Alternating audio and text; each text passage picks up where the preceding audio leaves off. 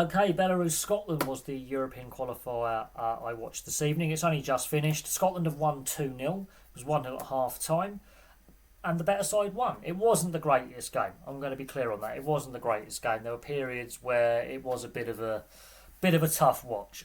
But when Scotland moved the ball quickly, they get 2 goals. Um, when they attacked really well, it was done at pace. This is where, with the modern game, with a lot of play out from the back and slow build up, you've got to play to your strengths. And Scotland's strength is pass and move quick and runs off the ball quick. Not this slow build up, just move the ball quickly, get up the other end quickly, and get their attacking creative players on the ball and just distribute. None of this slow pace build up. When they tried the slow pace build up, they got a bit sloppy and put themselves under pressure. But Shey Adams' goal, they had build up play, got it down the left, crossed it in, sniper's finish, 43 minutes gone, at the right time. They were on top, they were creating more opportunities. Shey Adams, that's a poacher's finish. He does get criticised for not scoring enough goals for club and country, but he's in the right area. He was a nightmare in the box all night. The defence couldn't cope with him. Shey Adams was basically unmarked. He's ghosted in. The defenders lost him. The goalkeeper hasn't claimed the cross, stayed on his line, and he snipes it in. And while it's not the classiest goal, it isn't a pile driver from 30 yards or a curler from 25. It's a striker doing strikers' things, being a sniper in the box. Great goal.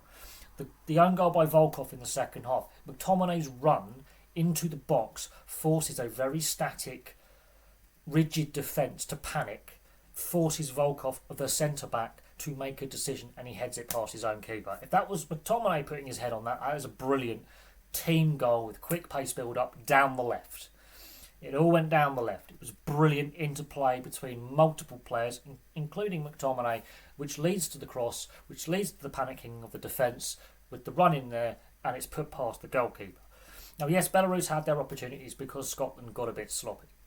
There were some silly yellow cards picked up by both teams. The referee was a card-happy ref. And you're thinking there are some players in this Scotland squad on a yellow card who could be suspended for the next game when the next qualifiers come around, I believe in October or November, I think the next international break is. And while Scotland are in a difficult position in the group, they can, in theory, still qualify for next year's World Cup. They need some results to go their way, but results like this will help them. The result in the Denmark game will help them. And so, yes, they will need results to go their way to a certain extent. But they also need to win these games. And they didn't play well at times, but when they got the ball moving quickly, they looked quite threatening. And look, before Steve Clarke came along, they hadn't qualified for a tournament since '98. Since Steve Clarke's been there, they've played at the last 2 Euros. Now, we can debate them missing the last World Cup and not getting things quite right in qualifying, and but they've started to qualify for tournaments again, which they haven't done for 2 decades with Steve Clarke at the helm. Now, yes, there have been some low points, there have been some struggles, but I think he's the right guy to be coaching the team. You can see with McTominay moving to Napoli how that has improved his confidence. We knew he had the ability. But with Man United, if a player's struggling, the press go after him because of the size of the club or the history of the club, right? But McTominay is a very good player, and I'm being modest. He's a class player. You can see that while he didn't have his best game tonight, and he occasionally got his timing of his run wrong or his finishing wasn't quite as accurate, he was impacting the game positively. He was interplaying really well with the other players in his midfield role. He was creating. He had opportunities. His run causes the own goal.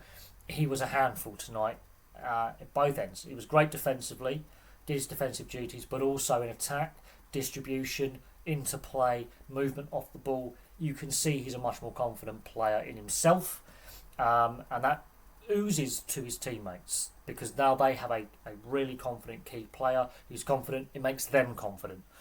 Andy Robertson, yes, he made some errors tonight, but at the same time, he didn't stray away from what Steve Clarke wanted him to do. And the left-hand side, Scotland had a lot of joy in creativity. Both their goals come with crosses from the left. Andy Robinson is part of that build-up play down that left-hand side. Yes, he made some defensive positional errors, and yes, Belarus had a couple of opportunities because of sloppy passes, and Andy Robinson does have that in his game. But as a leader, and bearing in mind, McTominay's playing in Napoli, Andy Robinson playing for Liverpool, these are two very successful clubs. Winning breeds confidence, and when you've got your captain, and basically your best creative player oozing confidence, regardless if they make a few errors and don't have the best game, the rest of the team is confident.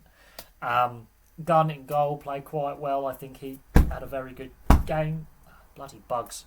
And overall, I think, while it wasn't the best performance I've seen from any team for that matter, they got the job done. That's the sign of a confident squad that, the manager backs them. They're playing for the manager.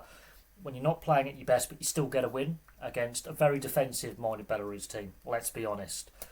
They showed a bit more in the second half, but Belarus pretty much had 5 at the back, very static defensively. They basically said, play through us. Scotland managed to play through a very rigid defensive system, where when they didn't play through, they were passing around too much. When they moved the ball quickly and runs off the ball, the Belarus defence couldn't cope with that. That's where they get 2 goals from. A good result on the night. And look, hopefully this result can build confidence, and hopefully we get to see Scotland qualify for the next World Cup, even though it's a long shot at the moment. They need results to go their way, and they need to win every game, basically. You want to see the home nations do well. You want to see your Wales, Scotland, Northern Ireland, England all at the World Cup. You want to see Ireland then, and that's not, I don't think, going to happen this time round.